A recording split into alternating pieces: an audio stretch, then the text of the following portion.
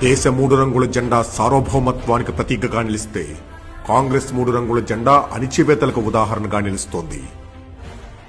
ఢిల్లీలో ప్రేమలు పంచుతామంటూ తెలంగాణలో ఉన్మాదం పంచుతుండ్రు. ఆత్మగౌరవం కోసం ప్రాణాలు లెక్క చేయని తెలంగాణలో ఆడవారి గౌరవాన్ని మంటగలుపుతుండ్రు. కళ్యాణలక్ష్మితో కలకలలాడాల్సిన జీవితాలు పోలీసుల చేతులలో అవమానాలు పడుతున్నాయి. ఆడోళ్ళని చూసి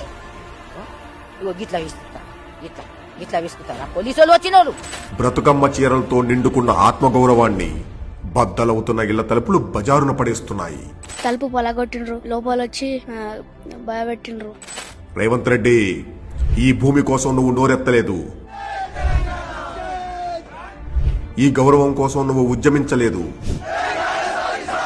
ఈ అస్తిత్వం కోసం నువ్వు పోరాడలేదు. పుక్కిటకొచ్చిన పదవి పట్టుకుని పోలీసుల్ని పక్కనెట్టుకుని కలెక్టర్లతో కాలు దువ్వితే జడిసిపోయి భూమి అప్పచెప్తామనుకున్నావేమో. మేము అసలుకే ఇయ్యం మేడం భూములు, సస్తే గానీ ఆడే చేస్తాం మన భూములు ఇయ్యం.